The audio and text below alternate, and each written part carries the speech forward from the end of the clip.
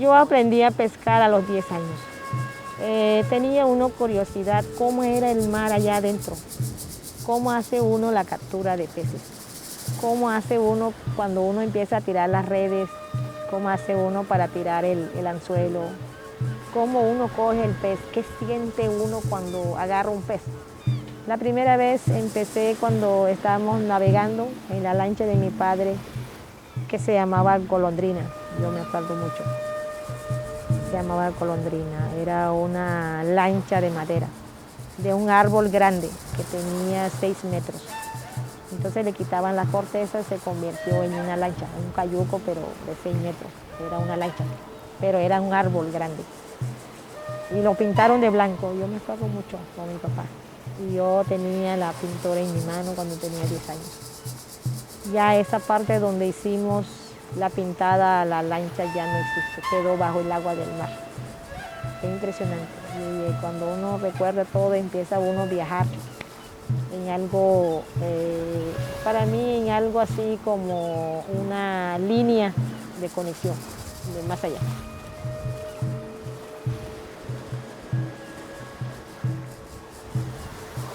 Lo más mágico fue encontrarme con el mar, allá más lo fondo. Porque uno, de pronto uno camina en la orilla del mar, uno siente algo, otra magia. Pero cuando tú estás allá dentro del mar, que no sabes por dónde guiarte, si es al norte, si es el sur, si es el este, si es el oeste, porque no se ve nada de arborización de allá afuera, no se ve, simplemente se ve el agua y la nube, el cielo. Entonces, ¿cómo hacía mi padre? Se guiaba por las estrellas de noche, pero ya de día yo creía que era por el sol, no sé, porque era muy difícil. O de pronto por la corriente de agua, eso es lo que me daba a entender cuando por primera vez estuve en el agua. Eso era algo impresionante. Pero lo más, bueno, yo estoy triste porque no pude observar tanto lo que quería ver, porque yo estaba prácticamente decaída por los vómitos, era fuerte. Y al día siguiente me daba miedo, me quedé al día siguiente, pero al tercer día volví, salí otra vez.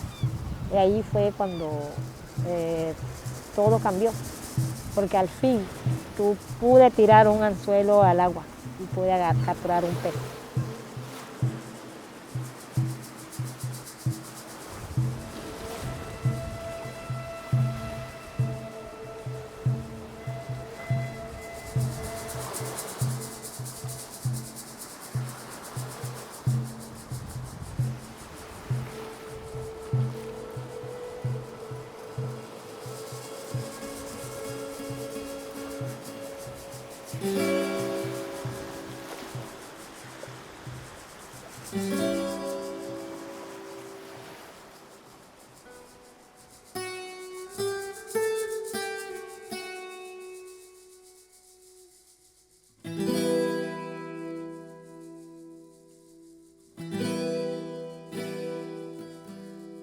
Pues la verdad mis padres que ya no están con nosotros, ambos eran trabajadores y eran gente del campo. Y ellos nos enseñaron a trabajar por ellos, pues uno aprende, ellos como eran trabajadores, uno ya le nace ser uno trabajador, aprender a cultivar uno, a cuidar un animalito, a todo. Eso, ellos, y uno pues uno ve y aprende, que uno no es necesidad de que lo enseñen. Pues sí, porque mi papá, él vivía en una región del sur que él es de allá y mi mamá era de Aitó. Pero ellos, los padres también creo que eran, porque yo a ellos no los conocía, a mis abuelitos, pero ellos era gente trabajadora, ellos vivían en el campo.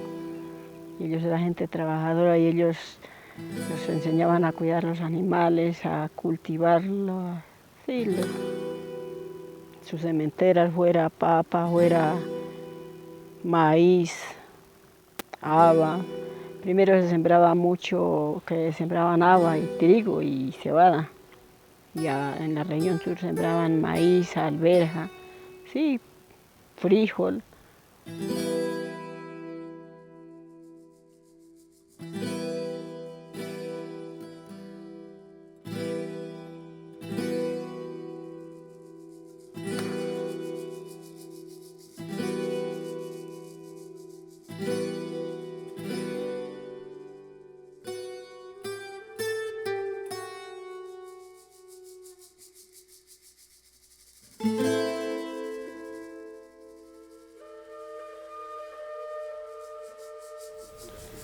La agricultura, el significado para nosotros es fundamental, porque eso nos sostiene por etapas.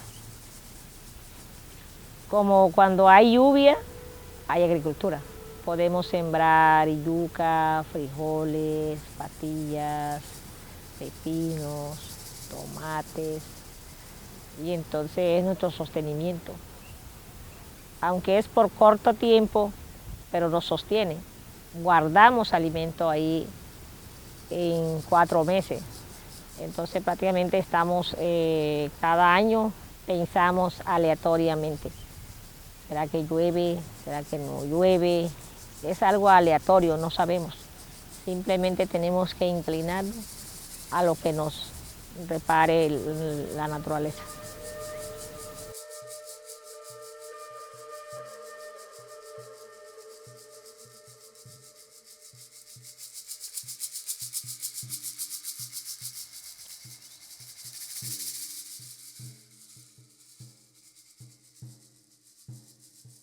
Cuando decía mi abuelo, cuando yo era joven, decía que había una oasis del agua. Eso es como un ojo en una piedra. Entonces esa agua en una cierta laguna, en un sitio sagrado, digámoslo así. Entonces uno empieza a coger ahí en ese oasis una especie de un pez tan rojo así como la sangre, pero es un pez, pero tú lo ves ahí rojo como una sangre, pero es un pez ahí con la figura de un pez pequeño. ¿Qué hacía? Decía mi abuelo cuando él contaba la historia. Lo sacaban ese pez en un totumo y en ese totumo transportaba kilómetros del lugar y lo llevaban donde no había una fuente de agua, donde no hubiera molino, donde no hubiera jagüey, donde no hubiera laguna. Entonces plantaban ese totumo al pie de un árbol con ese pez dentro de la calabaza, en el totumo. Ahí ese pez empieza a nadar y poco a poco que él va nadando se va llenando el totumo, se va llenando poco a poco hasta que él rebosa. Entonces ahí genera una oasis de agua, que eso tiene un significado sagrado.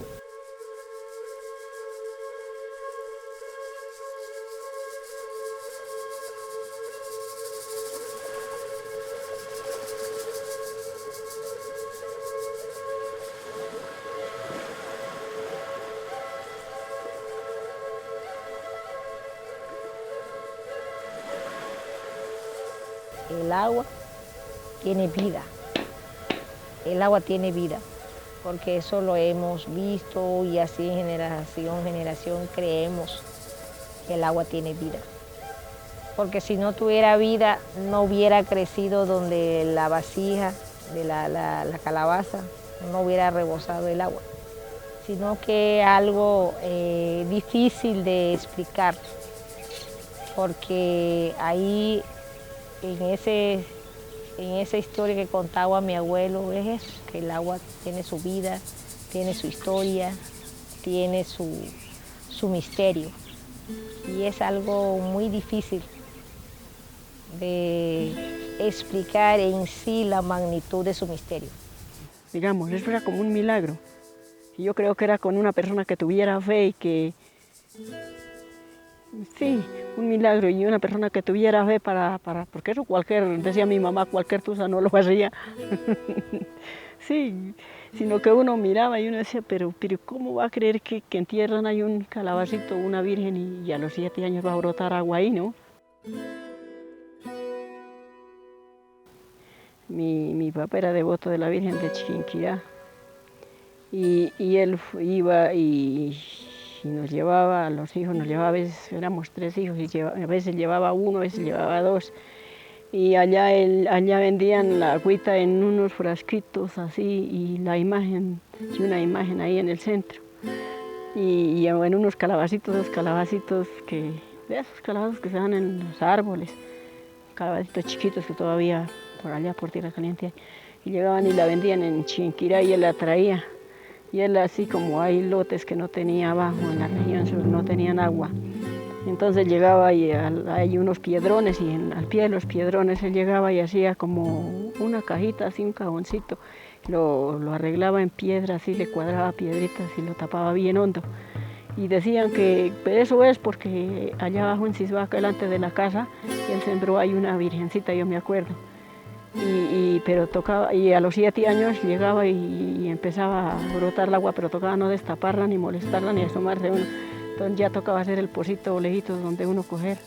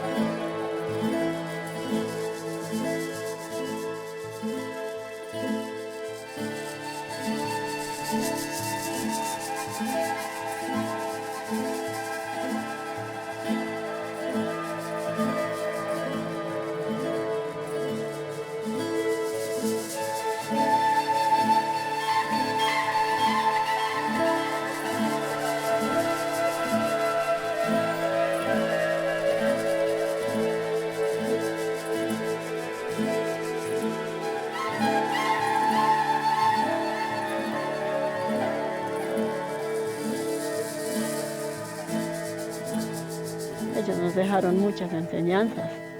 Pues eso viene ¿cómo le digo? Como en escala, ¿no? Viene como en escala. Uno, sus bisabuelitos, bueno, le enseñaron a mis abuelitos enseñaron a mis papás le enseñaron. Y uno trata de también a los hijos inculcarle a sus nietos uno el respeto de sus tradiciones, de respetar a la demás gente, de tantas cosas bonitas que les dejaron a uno. Hoy en día ya no. Hoy en día es sola tecnología, dicen ellos. Ay, es que son anticuados hoy en día, pero yo sí admiro a los ancianos porque de verdad nos dejaron muchas cosas bonitas y nos enseñaron el respeto más que todo entre nosotros, entre los vecinos, entre nuestra familia, entre todos. Nos enseñaron uno a respetar. Hoy en día no hay respeto y eso es duro y uno se pone a pensar cómo será la humanidad entre más, si es así o no es así.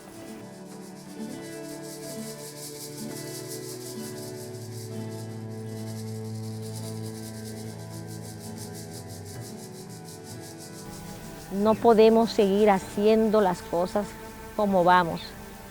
Dios es tan grande con nosotros que nos dio un regalo de territorio de vivir, pero nosotros ¿qué estamos haciendo? Nos estamos matando unos al otro. Con los químicos nos estamos envenenando. El medio ambiente se está contaminando. No importa que haya una planta de carbón a 1000 kilómetros de distancia, pero siempre viene volando, viajando por el viento. Entonces es algo triste que uno mismo vaya destruyendo lo que uno quiere, a sus propios hijos, a su propio territorio, a su propio pequeñito de lugar donde uno debe de preservar, donde uno debe de valorar lo que uno es realmente.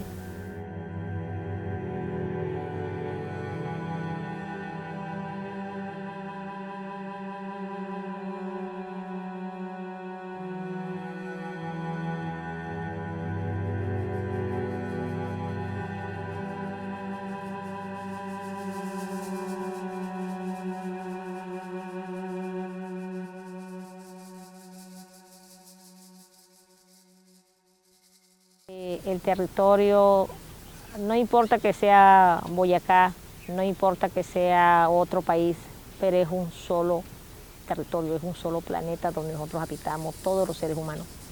Uno solo nosotros somos. No importa sea negro, sea otra clase de indígena, sea afro, somos uno solo. Eso es lo que yo siempre he dicho. A esos territorios donde hay agua, cuídenlo.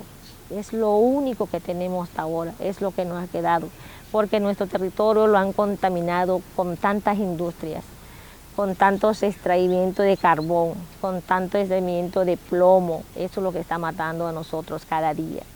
Yo quisiera que Colombia fuera un país de paz, de hermandad, limpio de sangre. Eso es lo que yo vería en Colombia a largo plazo, a un futuro mejor para nosotros. Porque ahorita nosotros, el país está en crisis. Los gobernantes malos, exterminio a nuestros pueblos, exterminio a nuestros territorios, violación a nuestros niños. Entonces, ¿qué pensamos nosotros? Que a nosotros los pueblos indígenas, aborígenes, nos quieren desaparecer. Pero no causamos ningún daño a nadie, simplemente nos convivimos con la naturaleza, porque eso es lo que somos, los cuidadores de la naturaleza.